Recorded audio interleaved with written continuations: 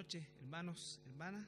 Vamos a continuar con el estudio de la historia de la Iglesia y entramos el día de hoy a un cuarto periodo que es la Iglesia medieval.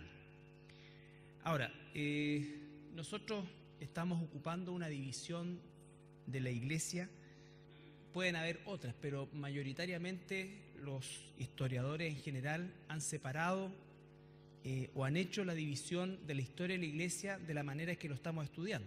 Por supuesto, en cada uno de esos periodos hemos dejado fuera una gran cantidad de material, porque la idea es más que nada tener una concepción panorámica y el detalle todavía, gracias a Dios, hay acceso a través de libros y en fin, todo esto. Yo también les di alguna bibliografía que pudieran quizás en alguna oportunidad consultar. Pero la importancia de estudiar la Iglesia y la historia de la Iglesia, recuerden que es el hecho de que nosotros somos parte de esa Iglesia. Nosotros somos herederos y también somos responsables de continuar con el legado de la Iglesia cristiana, ¿ya? Y eso significa que debemos informarnos, porque obviamente cuando estamos hablando de la Iglesia, muchas veces nosotros tendemos a pensar a un corto plazo hacia atrás o a una visión corta hacia atrás, y hasta podemos un poco describirlo si es que hemos venido de alguna denominación en particular al momento en que nosotros comenzamos a participar de esa denominación. Pero la Iglesia es una historia riquísima de más de 20 siglos y que ciertamente se cumple el propósito, o mejor dicho, la declaración de nuestro Señor Jesucristo, que dijo que las puertas del infierno no prevalecerían sobre la Iglesia. Y ciertamente esa es una declaración que ha sido verdad y es verdad a lo largo de la historia. Sin embargo, no ha sido sin un costo. No ha sido sin un costo. La salvación es un regalo, pero la santificación y el poder ser obediente a Dios, y sobre todo los millones de hermanos y hermanas nuestras que a lo largo de todos estos siglos han sido usados por el Señor y han permitido al Señor, ¿no es cierto?, a través de ellos traernos a nuestros días el Evangelio puro, tal como les fue predicado a ellos. Entonces, eso también es importante, porque además de eso nosotros tenemos que, como lo dije al principio, de alguna manera no desconocer nunca la historia de la Iglesia y saber que cuando entendemos la historia podemos entender mejor nuestro presente y además podemos proyectarnos con una base mucho más sólida hacia el futuro. Ya nosotros no somos una institución en el aire que no viene de la nada, ni algo que va a la deriva, no. Tenemos un propósito bien determinado, bien específico, y que ha sido el propósito en todos los años y siglos que la Iglesia ha existido y seguirá existiendo, ¿ya? Revisamos primero la introducción, después vimos algo en esa introducción de la Iglesia Apostólica y dijimos que no íbamos a hacer un trabajo profundo ahí por el hecho de que la historia de la Iglesia Apostólica la encontramos básicamente en el libro de los Hechos. Por lo tanto, eso nos hace saltar al segundo periodo, que es la Iglesia primitiva. Ahora, recuerden que hay hitos que marcan estos periodos. Desde el Pentecostés hasta la muerte de Juan tenemos el periodo apostólico. Desde la muerte de Juan hasta el edicto de tolerancia de Constantino el 313 tenemos nosotros lo que es la Iglesia primitiva. Y la característica principal de la Iglesia primitiva era la persecución. Recuerden que en la época apostólica principalmente la persecución estuvo en dos frentes, siendo mayoritariamente el frente religioso judío, de fariseos, en fin, saduceos, y el judaísmo persiguiendo el cristianismo. Recuerden también que hasta ese entonces el Imperio Romano de alguna manera asociaba el cristianismo como una secta del judaísmo y por lo tanto, siendo el judaísmo una religión lícita, no los perseguía. Eso cambió después de la caída de Jerusalén. Pero efectivamente esos primeros años, aunque hubo persecución y en algunos casos feroz, no constituye la característica de ese tiempo, sino más bien la expansión. Ahora, la Iglesia primitiva sí que se caracteriza por la persecución, porque ahí sí el imperio consideró el cristianismo como una religión ilícita y la persiguió pasando por distintos periodos, algunos más crueles que otros. Y recuerden que de todos los emperadores, el más cruel fue Diocleciano, que paradojalmente fue también el último, pero eso significó, ¿no es cierto?, que se terminara la persecución con el levantamiento de Constantino como emperador. Constantino de antes ya había visto en los cristianos o en el cristianismo diríamos nosotros, un potencial de mucha gente que en realidad nunca se le podía distinguir o acusar de ningún delito aparte de su fe, ¿ya? Entonces Constantino comenzó, no es que Constantino de la noche a la mañana le dio por favorecer el cristianismo, no, sí que es un proceso que se fue desarrollando. Después él, en su afán conquistador, recuerden, va llegando al punto en Gran Bretaña y se va a hacer del poder en Roma o en la Roma imperial. Y antes de esa batalla clave, que se llama la famosa batalla del Puente Milvio, él supuestamente la noche anterior tuvo una visión, un éxtasis, un sueño, no está bien descrito, pero en el fondo que aparece una cruz con características más bien egipcias que cristianas, pero eso él lo toma y una voz o un escrito que tampoco está claro si lo escuchó o solamente lo leyó, pero dice: en este signo o por este signo vencerás, en idioma latín. Y entonces él asumió que eso era una señal divina y efectivamente el día siguiente triunfó, teniendo una inferioridad numérica frente a Magencio, que era el emperador establecido en Roma. Bueno, y Constantino se hace del poder romano y desde ese momento él comienza a favorecer el cristianismo. Constantino nunca oficializó el cristianismo como la religión imperial. Él lo que hizo fue un edicto de tolerancia, o sea, toleró el cristianismo junto con todo el paganismo que ya existía, y por lo tanto lo que él hace es ciertamente favorecer el cristianismo. Eso hizo que mucha gente, muchísima gente del imperio que participaba y era parte de otras o de religiones paganas, debido a esta situación comenzó a migrar hacia el cristianismo, pero no necesariamente por un sentido espiritual, sino que un sentido netamente de conveniencia. ¿Por qué? Porque los cargos públicos, en fin, y las instancias de carácter gubernamentales, sobre todo, Constantino nombraba solamente personas cristianas, ¿ya? Ahora, el año 381, este emperador, ¿no es cierto?, Teodosio, 381 ya, él sí oficializa el cristianismo como la religión oficial del imperio, ¿ya? Y ahí se comienza a suceder otro fenómeno. El cristianismo comienza ahora a perseguir al paganismo, ¿ya? Comienza a perseguir al paganismo. Y eso es un poco para ir entendiendo lo que va a suceder a partir de este periodo que se llama la Iglesia medieval. Estoy tratando de resumir muchas cosas, ¿no es cierto? Y hay muchos eventos, por supuesto, que quedan fuera, pero más o menos ese es el hilo conductor. ¿Qué ha pasado en el tema de la Iglesia? A esta altura, 381, 400, la Iglesia cristiana es un mix entre cristianos verdaderos y cristianos que no lo son, o personas que se dicen pero no lo son. Pero encontramos todavía la estructura de una iglesia cristiana.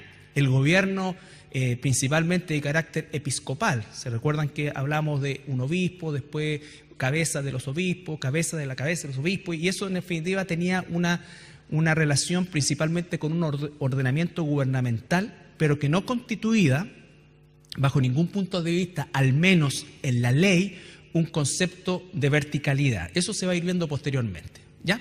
Entonces, la iglesia medieval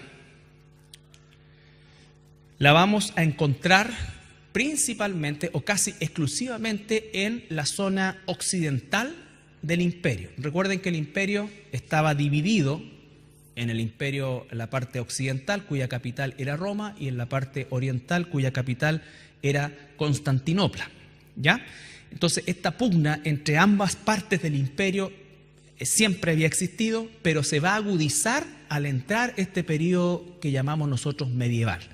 Y este periodo medieval, desde el punto de vista de la estructura de tiempo, va desde la caída de la Roma occidental. Ahora, cuando hablamos de la caída de Roma, no estamos hablando que el 476 pasó y el 477 ya había caído completamente. No, ese año 476 se marca como el comienzo de esta caída, que duró más o menos entre 40 y 50 años, el proceso de finalmente hacer caer la estructura del imperio, así como se cayó allá arriba algo, ¿ya? Entonces, recuerden ustedes que Roma, una de las cosas que tenía Roma o uno de los problemas que tenía Roma geográficamente era lo abierto que era como territorio. Entonces, todos los llamados bárbaros del norte, digamos, asediaban constantemente el Imperio Romano. Pero ojo, los bárbaros y todos los pueblos que querían conquistar Roma no querían eliminar Roma, sino que ellos querían romanizar su cultura, ya que en el fondo ese era el propósito. Por eso también se explica que mucha de la arquitectura romana no fuera destruida por estas invasiones, ¿ya? Entonces, hasta la caída finalmente de la parte oriental, Constantinopla, ya estamos hablando en el 1453, o sea, un espacio por lo menos de 10 siglos que lleva la etapa medieval. Y esta es una etapa sumamente compleja porque necesariamente nosotros nos tenemos que empezar a enfocar en algo que es, o que se llama, el progreso del poderío del obispo de Roma hacia el papado. Aquí es cuando nosotros vamos a encontrar que el obispo de Roma, ¿no es cierto?, comienza a levantarse como el más importante del resto de los obispos del imperio, en la parte occidental. Cuando, por ejemplo, este emperador, que se llamó Dámaso, ¿no es cierto?, este obispo, ahora ustedes si buscan en la historia, según el catolicismo romano, todo esto, desde Pedro para acá, son San Dámaso y son todos papas, cosa que es absolutamente falso porque ese concepto se va a acuñar varios siglos después y va en un proceso de progresión, o sea, va progresando hacia eso, ¿ya? Y por primera vez en los registros históricos hablan de que este Dámaso se nombra Pontífices Maximus. Pontífices Maximus es un título, uno de los títulos que ostentaba el emperador. El emperador se denominaba a sí mismo el sumo sacerdote de todas las religiones paganas, de todas. Por eso es que la adoración al emperador era obligatoria, porque en definitiva era, primero que nada, era una ordenanza legal y en segundo era una ordenanza, entre comillas, espiritual. Porque, por ejemplo, si yo adoraba al dios piedra, para que mi adoración al dios piedra fuera efectiva, tanto gubernamentalmente o legalmente y espiritualmente, tenía que adorar al emperador porque él era el puente. Pontífice máximo significa puente, ¿ya?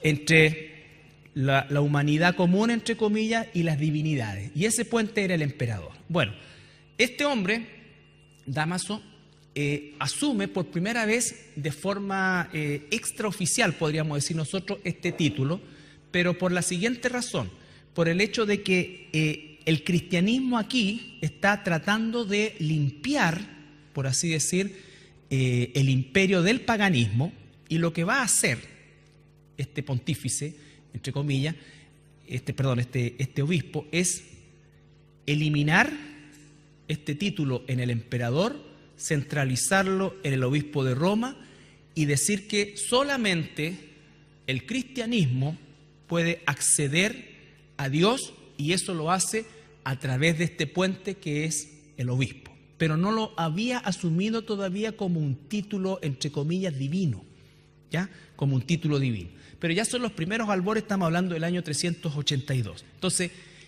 ¿qué caracteriza la Edad Media? El progreso del poderío del obispo de Roma hacia el papado, con todo lo que eso significa. Segunda cosa, el sucesor de Dámaso se llamó Ciricio y fue el primero en llamarse papa en el sentido de colocarse sobre el resto de los obispos. Recuerden ustedes, tenemos la división del Imperio Oriental, Constantinopla casi se pierde en el tiempo, y todo está ocurriendo en Roma. Y en Roma entonces este sucesor de Dámaso, obispo también, todavía nada de papa, él se nombra papa desde el punto de vista de padre espiritual del resto de los obispos y por ende del resto de las iglesias, ¿ya? Pero vuelvo a insistir, solamente como un título extraoficial. Es la primera vez que aparecen estos nombres, estos títulos, ¿ya? Y entonces, a partir también de este periodo, comienza hay un quiebre definitivo entre el catolicismo oriental, que asumió una forma que se le llamó en el tiempo ortodoxa, entre comillas, porque tampoco es bíblica, pero es menos pagana que la occidental, ¿sí? Pero entonces la parte ortodoxa asumió el ordenamiento patriarcal, que no tenía que ver con el ordenamiento papal que se va a empezar a cimentar a partir de esta época. a partir de esta época. Entonces, el patriarca no ostenta ningún título de los que va a ostentar más adelante el pontífice romano, ¿no es cierto? Pero el patriarca ejerce una autoridad, pero no se le conoce ni se le concede ninguno de los títulos que vamos a ver que comenzó a aglutinar el obispo de Roma, ¿ya? Entonces, más o menos así va surgiendo extraoficialmente, por así decirlo. Ahora, ¿quién le da el título oficial, ¿no es cierto?, a estas dos instancias, y además va a sumar una tercera que va a cambiar el curso del obispo de Roma?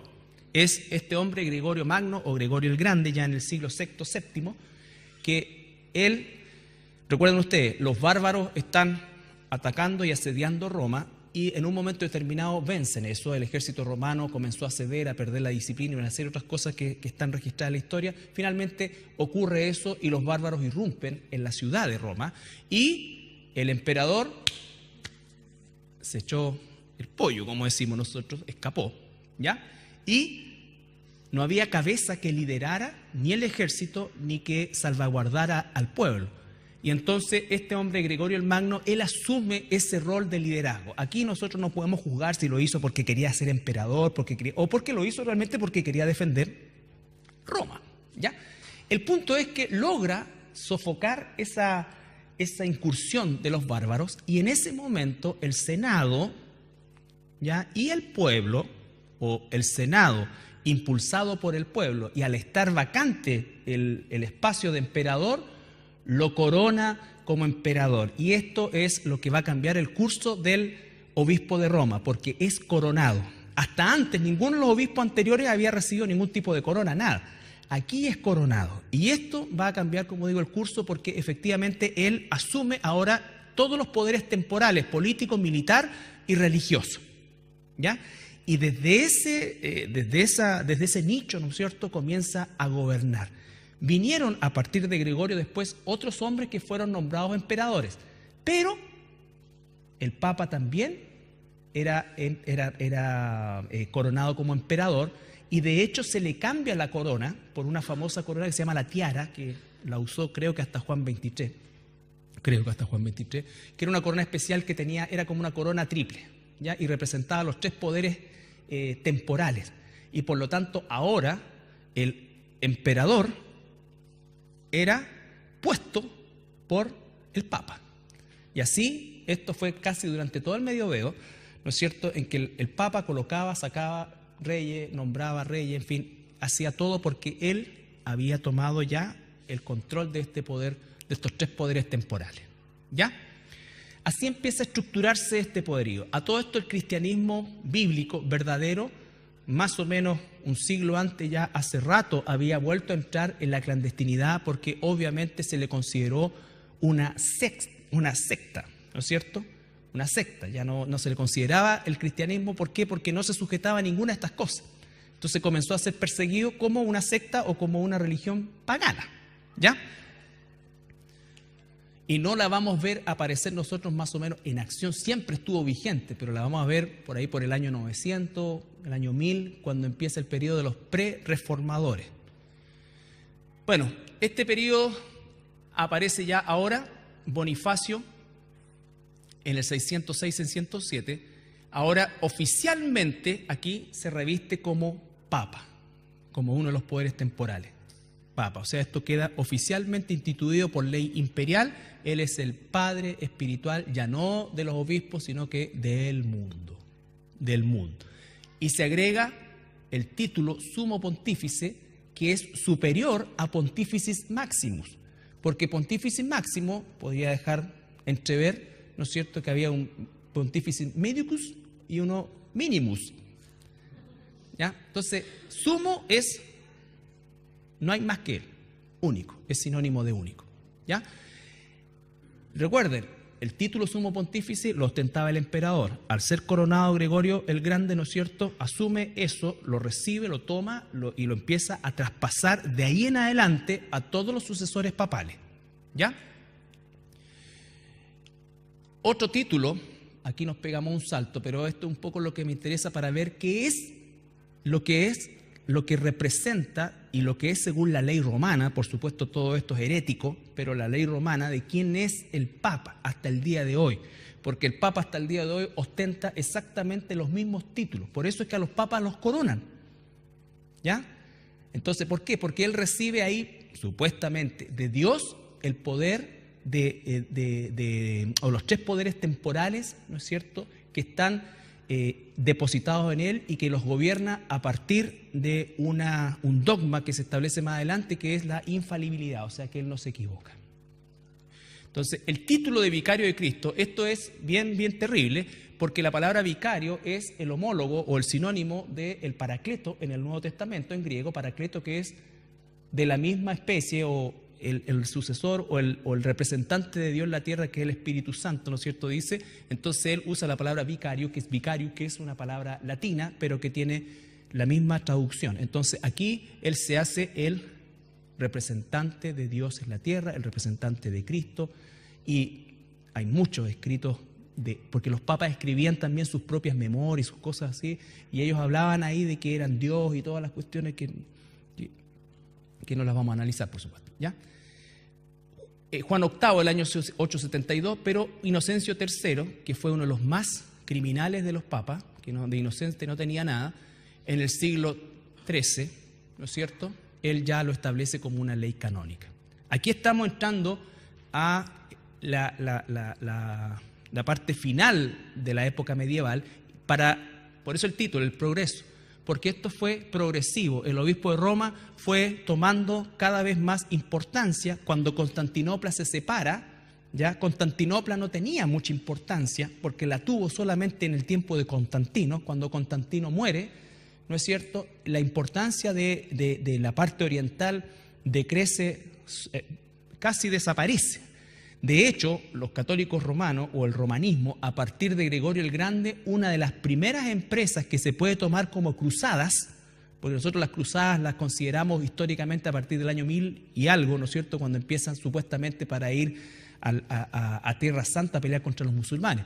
Pero las primeras cruzadas se realizaron de los ejércitos romanos para ir a destruir a los ortodoxos, judíos y ortodoxos. Y los ortodoxos sobrevivieron porque los zares rusos los protegieron, ¿ya? Y eso es lo que hace que Rusia se haya convertido después en el tiempo en el país o la zona más importante donde se desarrolló la Iglesia ortodoxa hasta el día de hoy, ¿ya? Entonces, títulos: Pontífice Máximo, Vicario, Sumo Pontífice, ¿ya? Sumo Pontífice. Dogmas impuestos por los papas, ahora investidos de estos 3 títulos y otros más que hay, que son de menos importancia. Esto es un poco lo que yo quiero que principalmente nos quede esta noche de este paso, pero rapidísimo, donde en una época donde se cometieron las atrocidades más grandes por parte del romanismo. Después les voy a mostrar un extracto de un video documental que ustedes pueden buscar en la web y que lo seleccioné por el hecho de que tiene justamente las citas históricas, ¿ya? No es solamente que escriben algo por escribir, hay citas históricas respecto a eso para que ustedes se den cuenta de lo que significa realmente la historia del papado, ¿ya? La historia del papado. Ahora, de los dogmas impuestos por los papas, que hay muchísimos, es una cosa interminable, o sea, absurdamente interminable.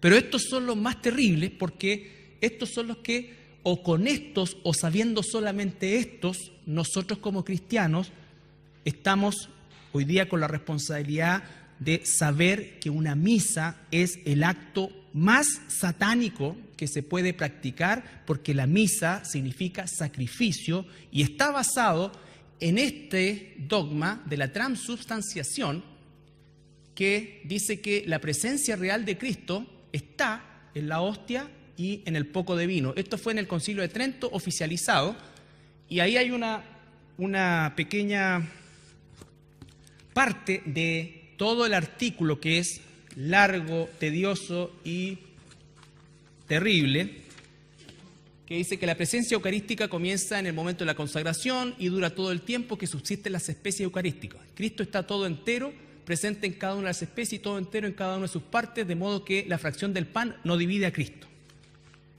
Ese es un extracto. Parte también de todo el artículo, dice: el Concilio de Trento enseña que si alguno negare que el Santísimo Sacramento de la Eucaristía se contiene verdadera, real y sustancialmente el cuerpo de Cristo, juntamente con su alma, su divinidad, todo de nuestro Señor Jesucristo y por ende Cristo entero, sino que por el contrario dijere que esto es solamente una señal o figura, sea anatema, que significa maldito. O sea, el Concilio de Trento dice que si tú no crees que realmente el cura tiene el poder, cuando levanta las cosas y dice, orad hermano, ahí se supone que ocurre un acto que se le da el poder al cura, ¿no es cierto?, de bajar a Cristo del cielo y encerrarlo, encapsularlo en esa galleta y transformarlo en el cuerpo de Cristo. Y que si no lo crees, eres maldito. Sustancialmente quiere decir que la presencia del Señor en la Eucaristía no es meramente virtual, sino que completamente como estaba en el Calvario, como estuvo en el pesebre, su cuerpo mismo, su sangre misma, todo lo que asumió en la encarnación. Y sigue, ustedes lo pueden buscar en el sitio Catholic.net, que es el sitio oficial del Vaticano. Todavía está disponible, por si a alguien le interesa leer y darse la lata de leerlo completo. ¿Ya? Y sigue. Pero estos son los extractos fundamentales. O sea, ¿qué es la misa? Es sacrificar otra vez a Cristo, es ir contra la palabra de Dios, es efectivamente lo peor de lo peor. Lo más satánico de todo el sistema romano es esto. ¿Qué dice la palabra? Solamente algunos versículos. ¿Alguien va a leer allá? Sí. Busquen en la carta de los Hebreos, a los Hebreos.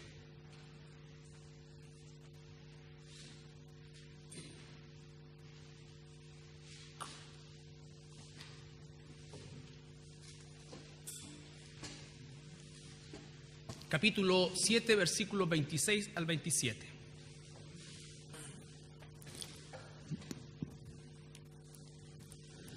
Porque tal sumo sacerdote nos convenías, santo, inocente, puro, apartado de los pecadores y exaltado más allá de los cielos.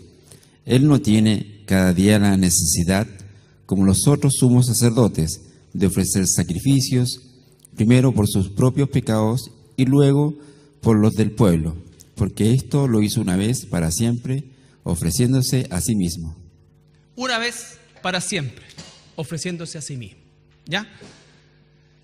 Orad, hermanos, para que este sacrificio mío y vuestro sea agradable a Dios Padre, dice el cura, y esas son las palabras mágicas que transforman estas, le llaman ellos accidentes, o sea, es un lenguaje de una galimatía espantosa, es una cosa realmente rebuscada, pero dicen, esas sustancias se transforman en esto.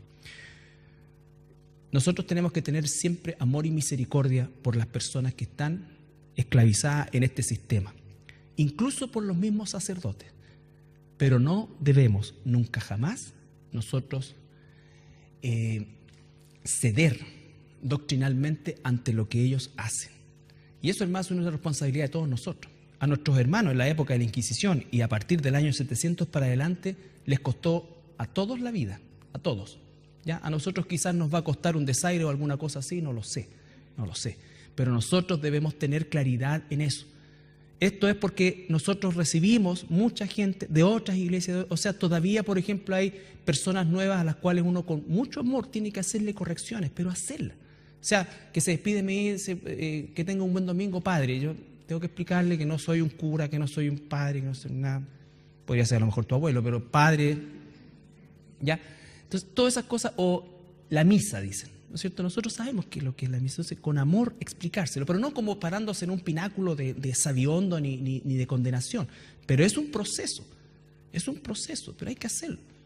Entonces, esto, hermanos, lo enseñamos por la responsabilidad que cada uno de nosotros tiene que tener, porque cada uno de nosotros tiene que saber en un momento determinado las decisiones que va a tomar en relación a esto. Cuando tú estás y participas en una misa, en el acto de la misa. Hoy día alguien me decía, bueno, entonces si entro, mira, el lugar, uno puede entrar incluso a uno de esos lugares, a un templo de esos, y mirar y darse cuenta de la arquitectura, no sé, cosas, pero otra cosa es participar de la misa, porque la misa puede ser ahí, puede ser en la playa, hacen misa allá, hacen misa acá, en todo. Participar de la misa es participar de ese sacrificio. Y punto.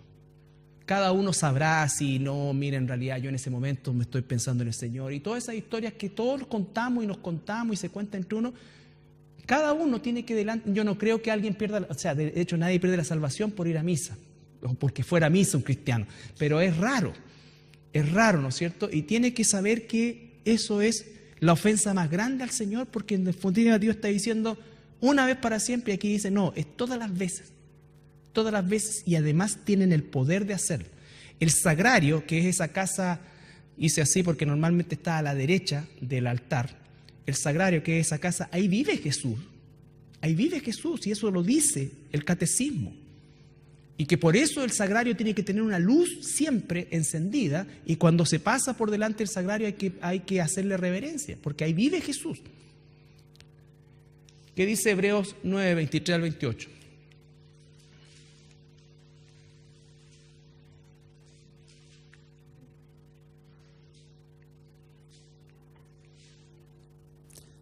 Era pues necesario purificar las figuras de las cosas celestiales con estos ritos, pero las mismas cosas celestiales con sacrificios mejores que estos.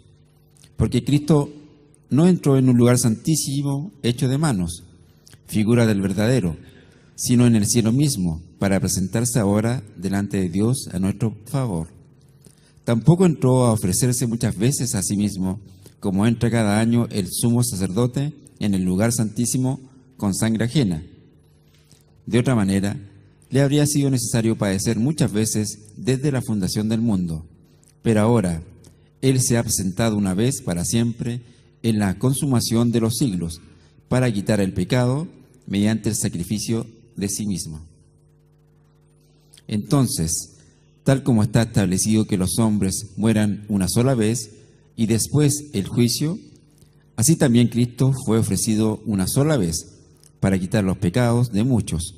La segunda vez, ya sin relación con el pecado, aparecerá para salvación a los que le esperan.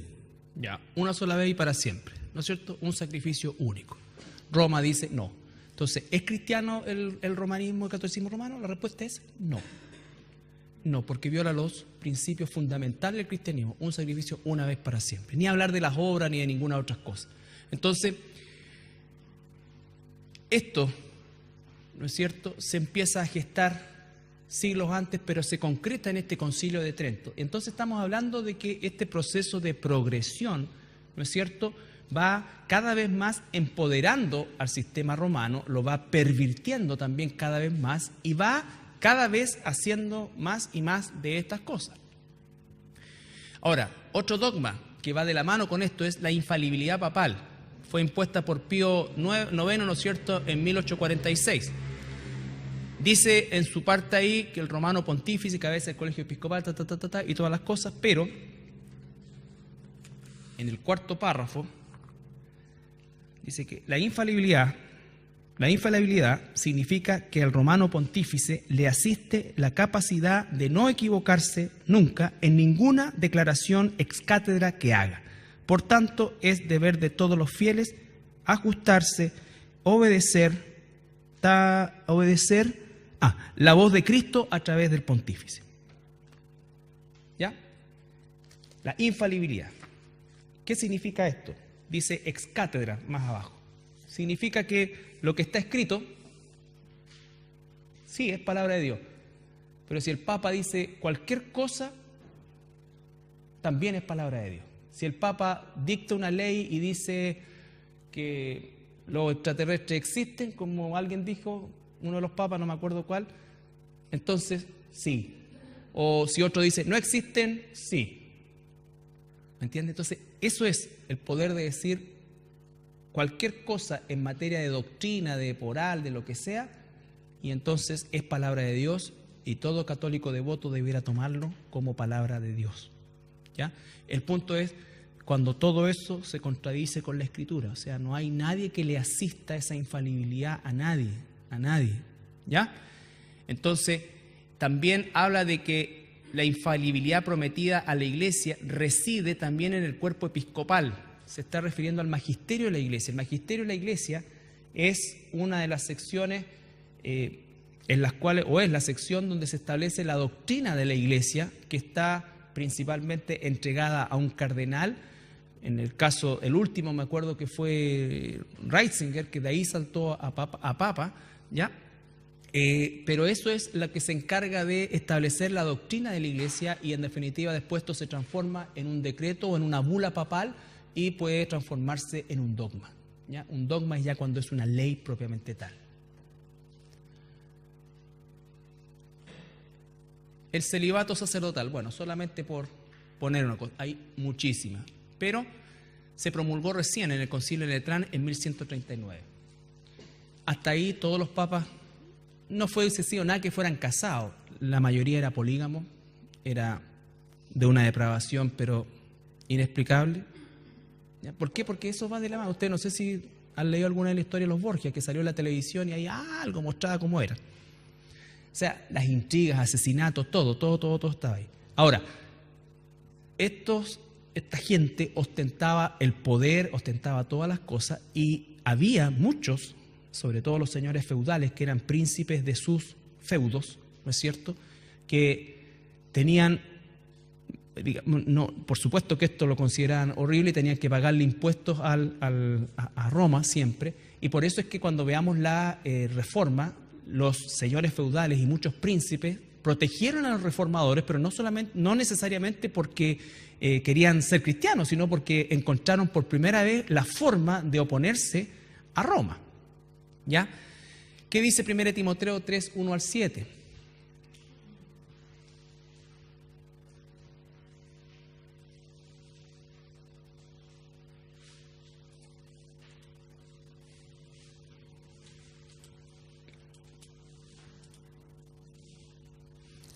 Palabra fiel, si alguno anhela obispado, buena obra desea, pero es necesario que el obispo sea irreprensible, marido de una sola mujer, sobrio, prudente, decoroso, hospedador, apto para enseñar, no dado al vino, no pendenciero, no codicioso de ganancias deshonestas, sino amable, apacible, no avaro, que gobierne bien su casa, que tenga a sus hijos en sujeción con toda honestidad, pues el que no sabe gobernar su propia casa, ¿cómo cuidará de la iglesia de Dios? No es neófito, no sea que envaneciéndose caiga en la condenación del diablo. También es necesario que tenga buen testimonio de los de afuera, para que no caiga en descrédito y en lazo del diablo. Ya. Entonces claramente aquí dice, es necesario, ¿no es cierto? Hay una ordenanza la palabra obispo, recuerden que significa dirigente, es sinónimo de pastor, es sinónimo de presbítero, ¿no es cierto? Pero nunca tiene un carácter jerárquico, nunca, jamás. ¿Ya? El purgatorio. Estos frescos sacaron el limbo hace como 10 años, pero el purgatorio no lo han sacado. El purgatorio, en el Concilio de León, se acuñó un concepto que era como se llamaba infierno temporal. Siglos después, otro papa lo instituyó como purgatorio, asociado, ¿no es cierto?, a purgar o a penitencia. ¿Y en qué consistía esto? La Iglesia llama purgatorio a esta purificación final de los elegidos, que es completamente distinta al castigo de los condenados. La Iglesia ha formulado la doctrina de la fe relativa al purgatorio, sobre todo en los concilios y lee las escrituras esas que no dicen absolutamente nada, ni siquiera la idea de eso, ¿ya? Ustedes las pueden buscar después. Pero la Biblia dice claramente que hay solamente 2 lugares cuando morimos al que vamos a ir. O al cielo con Dios, no por nuestros méritos, sino por los méritos de Cristo, o al infierno sin Dios eternamente por rechazar a Jesucristo. Son las 2 únicas lugares donde vamos a ir. ¿Por qué surgió el purgatorio? El purgatorio surge en una época que, aparte de ser una época económicamente espantosa, porque uno lo que tiene que saber también es que una de las cosas que hizo el catolicismo romano fue oprimir desde todo punto de vista al pueblo. Se le llama incluso en la historia la época del oscurantismo. Desde todo punto de vista, no solamente desde el punto de vista religioso. del punto de vista científico, del punto de vista artístico, de todo punto de vista se le llamó el oscurantismo. Y por eso es que la próxima semana, cuando veamos un barniz del Islam, nos vamos a dar cuenta de que el Islam, a pesar de ser lo que es y que es una religión que no es de Dios, el Islam progresó en las matemáticas, en las artes, en todas esas cosas, porque ese era el Islam antiguo, el Islam original. La basura de hoy día terrorista es otra cosa. Está al igual que todos los movimientos politizados y todo. Pero el Islam progresó, ¿no es cierto?, y se desarrolló de manera increíble porque se permitieron todos estos desarrollos que el catolicismo impidió. ¿Ya? Impidió.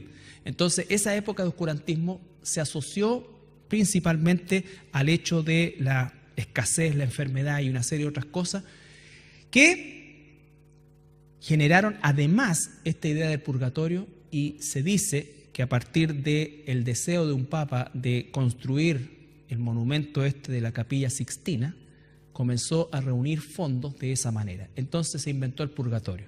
Una persona moría y le empezaron a hablar del purgatorio y le dijeron: se murió tu mamá y ella era una buena persona, pero va a pasar por tormentos porque hay que purificarla. Y más o menos cuánto va a ser, no se sabe, porque nunca te van a dar una fecha. Pero si tú te pones con un billetón, nosotros le acortamos ese periodo. Así es, pues. Hasta el día de hoy en las misas. No es que le hagan una misa especial a la persona, sino que el solo hecho de nombrarla se supone que es puntos para sacarlo más rápido del purgatorio. Hoy día un par de chauchas quizás se dejarán en alguna capilla, pero en ese entonces, con el catolicismo entrelazado con el poder completo y con la convicción y con el poder que tenían sobre gobernantes, gente rica, todo pobre, todo el mundo, así se fueron haciendo de terrenos, territorios, todo. No hemos analizado la extrema unción, que a todas las personas con tierras, con plata, con todo esto, le decían justamente que dejara a la Santa Madre Iglesia para que lo sacaran del purgatorio. Aquí en Serena son dueños de todo el centro y de gran parte del... Y eso lo vivimos nosotros con un empresario que murió y las monjas se agarraron a la esposa, no la soltaron, murió la señora y extrañamente los hijos no agarraron nada, una fortuna gigantesca, y toda la plata está ahí. Todos se la llevaron. Entonces, ¿por qué? Justamente por esto, si esto existe hasta el día de hoy. Existe hasta el día de hoy. Entonces, eso es el tema del purgatorio que está vigente. Recuerden, en el año 2001, el anterior Juan Pablo II, el anterior del anterior, Juan Pablo II, él hizo un año una bula papal en la cual concedía salvación, entre comillas, express o rápida, a través de un montón de indulgencia que era para ayudar a el hambre en África. Bueno, la adoración a María, otra cosa. María, nuestra hermana, en el cielo está con el Señor, una pecadora que Dios usó para algo maravilloso como concebir físicamente a Jesús, hermana nuestra, ejemplo de fidelidad. Sin embargo, el catolicismo romano, producto de este sincretismo que el romanismo tiene, ¿no es cierto?, asumió una cultura que existía en Europa y que existía también en Asia, de la adoración a las diosas, principalmente diosas asociadas con la fertilidad, ¿ya? Y entonces Roma pescó y le dio su barniz con un personaje bíblico y comenzó todo este proceso de la Reina del Cielo, que es un título que usa Jeremías en el capítulo 7, versículo 8, para referirse a Astarte, que era la versión siria o asiria, mejor dicho, de Semiramis, y más atrás así, y así sucesivamente. Y siempre vamos a ver la mujer con el niño, y se los mostré en alguna oportunidad con fotos, toda el degradé de estas cosas que había. Pero para los que celebraron el 14 de febrero, ahí está Cupido, ¿no es cierto?, que era el hijo de Venus. Era el hijo de Venus, ¿ya? Idolatría al más puro... bueno, ¿ya? Entonces, en 1950 recién, fíjense lo contemporáneo, Pío XII declara el dogma de la Asunción de María. ¿Dónde estaba María antes? Nadie lo sabe porque nunca se conoció su tumba, nada de eso. Entonces, ahí recién María es asunta al cielo. ¿ya? Y la palabra asunta o asunción significa que María no subió por sus propios medios, sino que fue llevada por ángel, a diferencia de Jesús, que ascendió por sus propios medios. Entonces, hasta esas diferencias gramaticales o semánticas tienen esa diferenciación estúpida en esto. Pero la gente lo cree, ¿no es cierto? Y lo cree porque nunca ha sido expuesta a la verdad.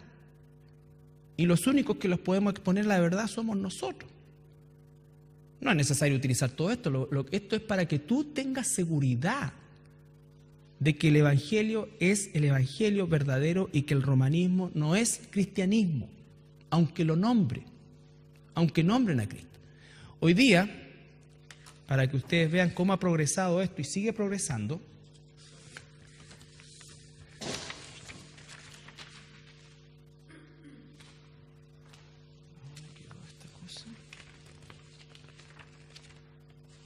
por acá, aquí está. Bueno, tantos papeles ya.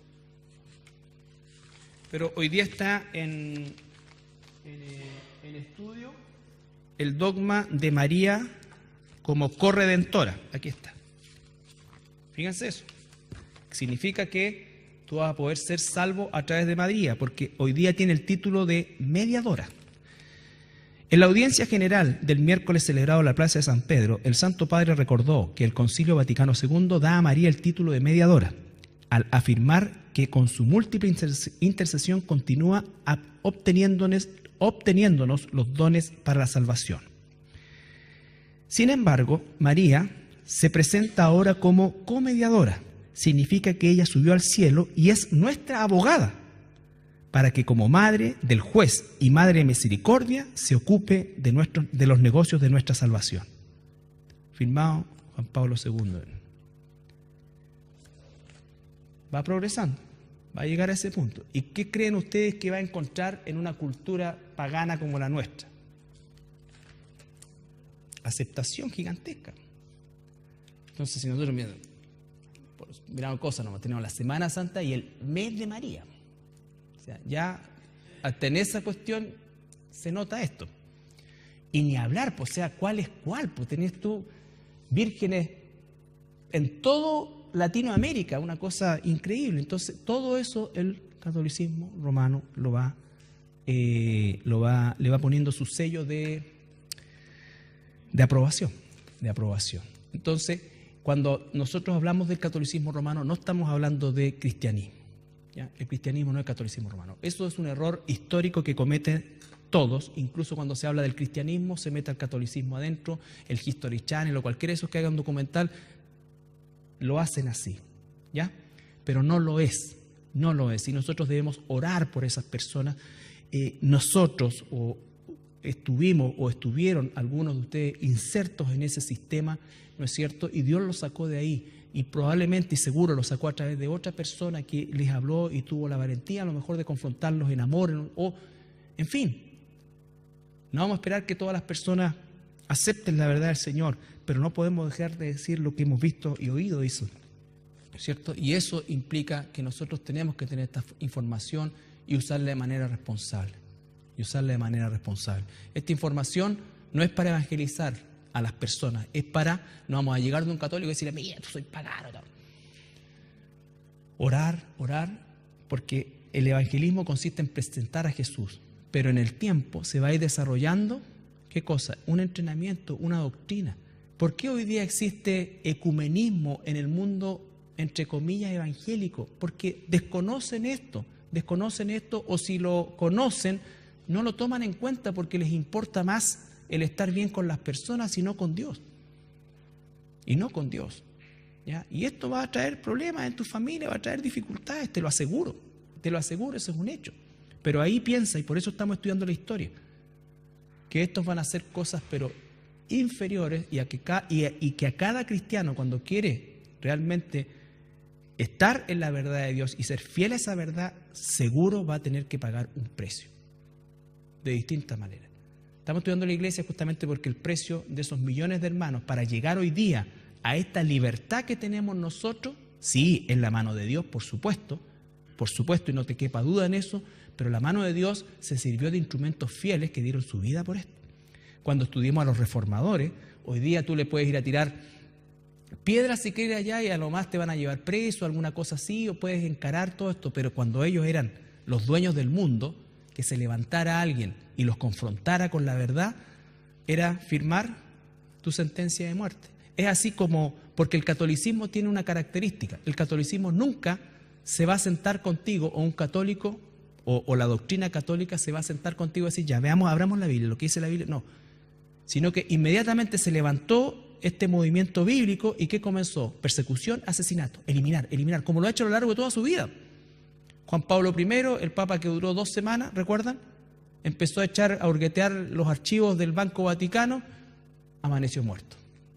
Y como ellos se rigen por una ley propia, no hay nadie que le dice.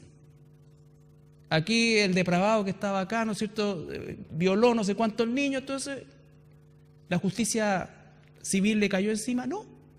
Lo pescan, ¿no es cierto?, y se lo llevan, justicia canónica, y está meditando en alguna parte del África aprovechándose los pobres negritos. ¿Sí o no? Esa es la verdad. Ahora, va a caer el hilo más corto, van a meter preso al curatato, a este otro, todo, pero a las jerarquías no, porque es un orden jerárquico, no lo va a permitir. Al fundador de los legionarios de Cristo, un depravado, pero a todas luces, ¿qué le pasó? Ni por curado la sacó. Al Caradima, ¿quién les va a hacer algo? Entonces sí, piedad de Dios, pero nosotros debemos tener claro que estamos en medio de eso. En medio de eso. Por eso es que cuando los cristianos quieren asumir y tratar de llegar a las posiciones que ha ganado el catolicismo, es cuando nos empezamos a equivocar.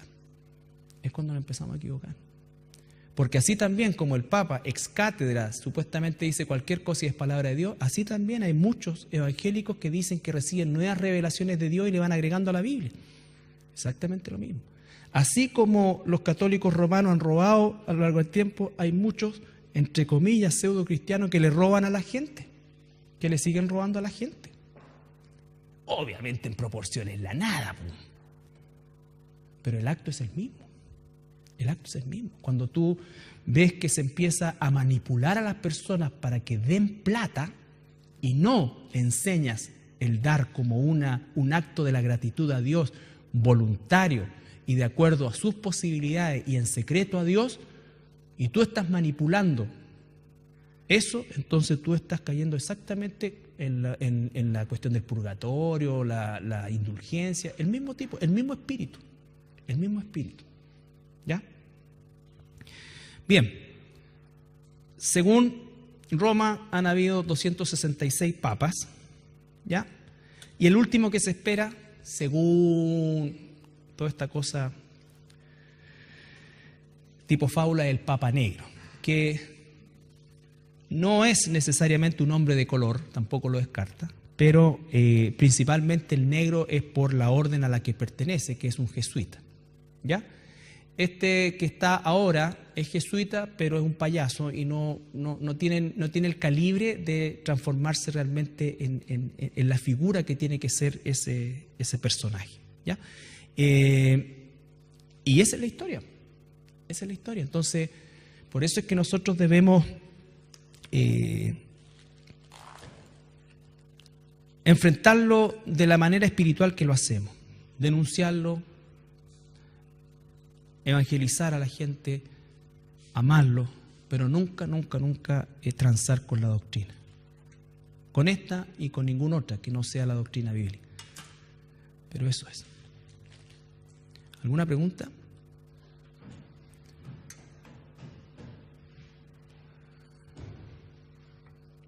Bien, la próxima semana vamos a ver 2 instancias más del sistema romano. Hay millones. Estas principalmente el interés es que la transubstanciación, la infalibilidad papal, ¿no es cierto?, los títulos con los que se fue desarrollando este poderío satánico, algunos de los dogmas, entre comillas, que se han establecido, los millones que hay, pues miles, Pero hay dos cosas que nosotros como cristianos también tenemos que conocer, que es las cruzadas, los propósitos de las cruzadas, lo que realmente significó las cruzadas, porque las cruzadas de repente colocan casi como hombres valientes que fueron a... No, eran criminales, ¿no es cierto? Muchos de ellos curas de verdad, que tenían otros propósitos y que no tenían nada que ver con un concepto ni evangelístico, ni recuperar los lugares ni nuestro territorio santo. Y lo segundo es que no podemos dejar de conocer que es la Inquisición, ¿ya? La Inquisición. Porque la Inquisición, dicho sea de paso, el dogma de la Inquisición y la ley de la Inquisición está vigente al día de hoy. Nunca la han sacado. Nunca la han sacado. ¿Ok? Lo siento, la iglesia cristiana es un mix entre cristianos verdaderos y cristianos que no lo son, o personas que se dicen pero no lo son. Pero encontramos todavía la estructura de una iglesia cristiana.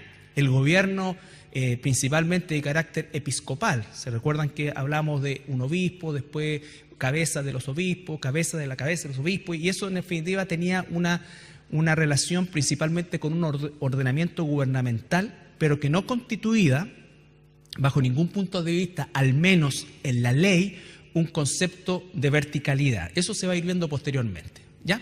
Entonces, la iglesia medieval la vamos a encontrar principalmente o casi exclusivamente en la zona occidental del imperio. Recuerden que el imperio estaba dividido en el imperio, en la parte occidental, cuya capital era Roma, y en la parte oriental, cuya capital era Constantinopla, ¿ya? Entonces, esta pugna entre ambas partes del imperio siempre había existido, pero se va a agudizar al entrar este periodo que llamamos nosotros medieval. Y este periodo medieval, desde el punto de vista de la estructura de tiempo, va desde la caída de la Roma occidental. Ahora, cuando hablamos de la caída de Roma, no estamos hablando que el 476 pasó y el 477 ya había caído completamente. No, ese año 476 se marca como el comienzo de esta caída, que duró más o menos entre 40 y 50 años, el proceso de finalmente hacer caer la estructura del imperio, así como se cayó allá arriba algo, ¿ya? Entonces, recuerden ustedes que Roma, una de las cosas que tenía Roma era, o uno de los problemas que tenía Roma geográficamente, era lo abierto que era como territorio. Entonces, todos los llamados bárbaros del norte, digamos, asediaban constantemente el imperio romano. Pero ojo, los bárbaros y todos los pueblos que querían el edicto de tolerancia de Constantino el 313, tenemos nosotros lo que es la iglesia primitiva. Y la característica principal de la iglesia primitiva era la persecución. Recuerden que en la época apostólica principalmente la persecución estuvo en dos frentes, siendo mayoritariamente el frente religioso judío, de fariseos, en fin, saduceos, y el judaísmo persiguiendo el cristianismo. Recuerden también que hasta ese entonces el imperio romano de alguna manera asociaba el cristianismo como una secta del judaísmo y por lo tanto, siendo el judaísmo una religión lícita, no los perseguía. Eso cambió después de la caída de Jerusalén, pero efectivamente esos primeros años, aunque hubo persecución y en algunos casos feroz, no constituye la característica de ese tiempo, sino más bien la expansión. Ahora, la iglesia primitiva sí que se caracteriza por la persecución, porque ahí sí el imperio consideró el cristianismo como una religión ilícita y la persiguió pasando por distintos periodos, algunos más crueles que otros. Y recuerden que de todos los emperadores, el más cruel fue Diocleciano, que paradojalmente fue también el último, pero eso significó, ¿no es cierto?, que se terminara la persecución con el levantamiento de Constantino como emperador. Constantino de antes ya había visto en los cristianos o en el cristianismo diríamos nosotros, un potencial de mucha gente que en realidad nunca se le podía distinguir o acusar de ningún delito aparte de su fe, ¿ya? Entonces Constantino comenzó, no es que Constantino de la noche a la mañana le dio por favorecer el cristianismo, no, sí que es un proceso que se fue desarrollando.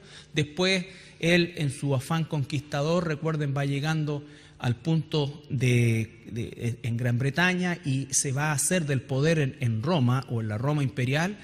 Y antes de esa batalla clave, que se llama la famosa batalla del Puente Milvio, él supuestamente la noche al momento en que nosotros comenzamos a participar de esa denominación. Pero la iglesia es una historia riquísima de más de 20 siglos y que ciertamente se cumple el propósito, o mejor dicho, la declaración de nuestro Señor Jesucristo, que dijo que las puertas del infierno no prevalecerían sobre la iglesia. Y ciertamente esa es una declaración que ha sido verdad y es verdad a lo largo de la historia. Sin embargo, no ha sido sin un costo.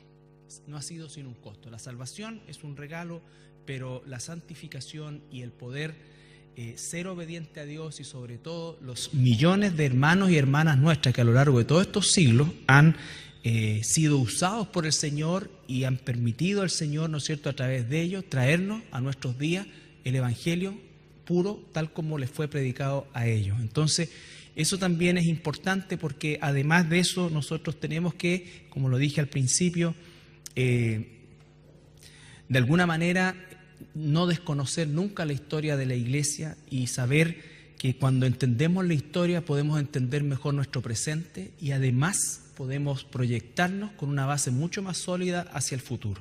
¿Ya? Nosotros no somos una institución en el aire que no viene de la nada, ni algo que va a la deriva, no. Tenemos un propósito bien determinado, bien específico, y que ha sido el propósito en todos los años y siglos que la iglesia ha existido y seguirá existiendo. ¿Ya? Revisamos primero la introducción, después vimos algo en esa introducción de la iglesia apostólica y dijimos que no íbamos a hacer un trabajo profundo ahí por el hecho de que la historia de la iglesia apostólica la encontramos básicamente en el libro de los Hechos. Por lo tanto, eso nos hace saltar al segundo periodo, que es la iglesia primitiva. Ahora, recuerden que hay hitos que marcan estos periodos, desde el Pentecostés hasta la muerte de Juan tenemos el periodo apostólico, desde la muerte de Juan hasta el...